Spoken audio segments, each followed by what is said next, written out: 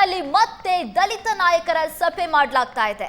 ಪರಮೇಶ್ವರ್ ನೇತೃತ್ವದಲ್ಲಿ ದಲಿತ ನಾಯಕರ ಸಭೆ ನಡೀತಾ ಇದ್ದು ಮಂತ್ರಿಗಳು ಶಾಸಕರಿಗೆ ಈ ದಲಿತ ಸಭೆಗೆ ಆಹ್ವಾನ ಕೊಡಲಾಗಿದೆ. ದಲಿತ ಸಿಎಂ ಚರ್ಚೆ ಬೆನ್ನಲ್ಲೇ ಈ ಸಭೆ ಮಹತ್ವವನ್ನ ಪಡ್ಕೊಂಡಿದೆ. ಇಂದು ಸಂಜೆ ಪರಮೇಶ್ವರ್ ನಿವಾಸದಲ್ಲಿ ಸಭೆ ನಡೆಯಲಿದ್ದು ದಲಿತ ಎಡ ಮತ್ತು ಬಲ ಸಮುದಾಯದ ಶಾಸಕರಿಗೂ ಆಹ್ವಾನ ಕೊಡಲಾಗಿದೆ. ಒಳ ಮೀಸಲಾತಿ ಸಂಬಂಧ ಸಮೀಕ್ಷೆ ಮುಕ್ತಾಯವಾಗಿದ್ದು ಮುಂದಿನ ನಿರ್ಧಾರಗಳ ಬಗ್ಗೆ ದಲಿತ ನಾಯಕರು ಚರ್ಚೆ ಮಾಡಲಿದ್ದಾರೆ. ದಲಿತ ಸಚಿವರು, ಶಾಸಕರು, ಎಂಎಲ್ಸಿಗಳು ಈ ಸಭೆಯಲ್ಲಿ ಭಾಗಿಯಾಗಲಿದ್ದಾರೆ. ಗೃಹ ಸಚಿವ ಪರಮೇಶ್ವರ್ ನಿವಾಸದಲ್ಲಿ ಸಭೆ ನಡೆಯಲಿದ್ದು ಬಹಳಷ್ಟು ಕುತೂಹಲಕ್ಕೆ ಕಾರಣವಾಗಿದೆ. ಒಂದ್ ಕಡೆ ದಲಿತ ಸಿಎಂ ಚರ್ಚೆ ಜೋರಾಗ್ತಾ ಇದೆ, ಅದರ ಬೆನ್ನಲ್ಲೇ ಪರಮೇಶ್ವರ್ ನಿವಾಸದಲ್ಲಿ ಸಭೆ ನಡೀತಾ ಇರುವಂತದ್ದು ಮಹತ್ವದ ಬೆಳವಣಿಗೆಗಳಿಗೆ ಕಾರಣವಾಗ್ತಿರೋದು. ಸಮುದಾಯದ ಅಂಕಿ ಅಂಶಗಳನ್ನ ಈಗಾಗಲೇ ಆಯೋಗ ಕಲೆ ಹಾಕಿದೆ. ನ್ಯಾಯಮೂರ್ತಿ ನಾಗಮೋಹನ್ ದಾಸ್ ನೇತೃತ್ವದಲ್ಲಿ ಸಮೀಕ್ಷೆ ಅಂತ್ಯವಾಗಿದ್ದು ಆಗಸ್ಟ್ 4ರಂದು ಆ ವರದಿಯನ್ನು ಸರ್ಕಾರಕ್ಕೆ ಸಲ್ಲಿಸಲಿದೆ.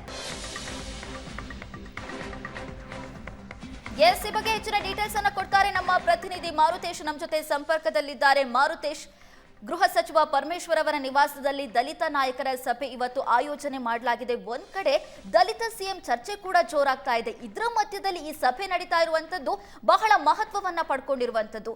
ಇವತ್ತು ಈ ಸಭೆಯಲ್ಲಿ ಏನೆಲ್ಲ ಚರ್ಚೆಗಳಾಗಬಹುದು?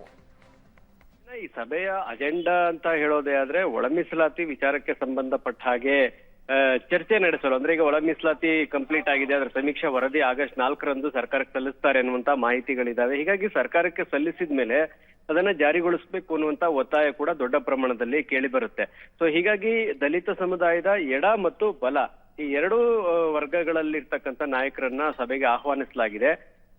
ಶಿಫಾರಸುಗಳನ್ನ ಜಾರಿಗೊಳಿಸಿದ್ರೆ ಆಗಬಹುದಾದಂತ ಸಾಧಕ ಬಾಧಕಗಳು ಏನು ಅನ್ನೋದ್ರ ಬಗ್ಗೆ ಕೂಡ ಚರ್ಚೆ ನಡಿಬೇಕಾಗುತ್ತೆ. ಯಾಕಂದ್ರೆ ಒಳ ಮೀಸಲಾತಿ ಬಂದ್ರೆ ಎಡ ಸಮುದಾಯಕ್ಕೆ ನಿರ್ದಿಷ್ಟವಾದಂತ ಮೀಸಲಾತಿ ಸಿಗುತ್ತೆ, ಬಲ ಸಮುದಾಯಕ್ಕೂ ನಿರ್ದಿಷ್ಟವಾದಂತ ಮೀಸಲಾತಿ ಸಿಗುತ್ತೆ. ಇದರಿಂದ ಆಗಬಹುದಾದಂತಹ ರಾಜಕೀಯ ಪರಿಣಾಮಗಳಿರ್ಬೋದು, ಸಾಮಾಜಿಕ ಪರಿಣಾಮಗಳಿರ್ಬೋದು, ಮತ್ತು ಜನರ ಅಂದ್ರೆ ಈಗ ಬಲ ಸಮುದಾಯದಲ್ಲಿ ಒಂದು ಗೊಂದಲ ಇದೆ, ಇದು ಜಾರಿ ಆದ್ರೆ ನಮಗೆ ಅನ್ಯಾಯ ಆಗುತ್ತೆ ಅನ್ನುವಂಥದ್ದು. ಆ ರೀತಿ ಇದೆಯಾ ಇಲ್ವಾ?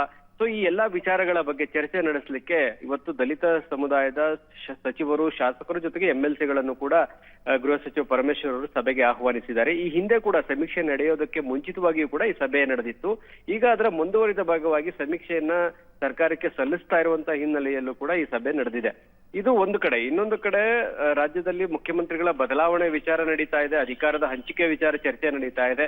ಈ ಚರ್ಚೆಯ ಸಂದರ್ಭದಲ್ಲಿ ದಲಿತ ಸಮುದಾಯದ ಸಚಿವರು ಮತ್ತು ಶಾಸಕರು ಸಭೆ ಸೇರ್ತಾ ಇರೋದ್ರಿಂದ ರಾಜಕೀಯ ವಲಯದಲ್ಲೂ ಕೂಡ ವ್ಯಾಪಕವಾಗಿ ಈ ಸಭೆಯ ಬಗ್ಗೆ ಚರ್ಚೆಗಳು ನಡೀತಾ ಇದೆ.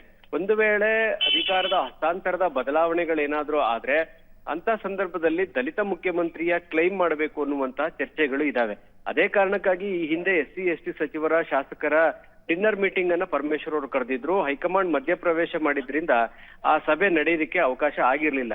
ಈಗ ಒಳ ಮೀಸಲಾತಿ ಸಮೀಕ್ಷೆ ಅಂತ್ಯ ಆಗಿರೋದ್ರಿಂದ ಅದರ ನೆಪದಲ್ಲಿ ಕೇವಲ ದಲಿತ ಸಮುದಾಯದ ಅಂದ್ರೆ SC ಸಮುದಾಯದ ಸಚಿವರು, ಶಾಸಕರು, ಎಂಎಲ್ಸಿಗಳು ಸಭೆ ಸೇರ್ತಾ ಇರೋದ್ರಿಂದ ಒಳ ಮೀಸಲಾತಿಯ ಜೊತೆಗೆ ರಾಜಕೀಯ ಪರಿಣಾಮಗಳ ಬಗ್ಗೆ ಮತ್ತು ರಾಜಕೀಯದಲ್ಲಿ ಆಗ್ತಾ ಇರ್ತಕ್ಕಂಥ ಸ್ಥಿತ್ಯಂತರಗಳ ಬಗ್ಗೆ ಈ ಬಗ್ಗೆಯೂ ಕೂಡ ಚರ್ಚೆ ನಡೆಯುವಂತ ಸಾಧ್ಯತೆಗಳಿದಾವೆ. ಆ ಹಿನ್ನೆಲೆಯಲ್ಲೂ ಕೂಡ ಈ ಸಭೆ ಮಹತ್ವನ ಪಡೆದುಕೊಂಡಿದೆ. ನಯನ, ಥ್ಯಾಂಕ್ ಯು ಮಾರುತೇಶ್ ನಿಮ್ಮೆಲ್ಲ ಡೀಟೇಲ್ಸ್ಗಾಗಿ.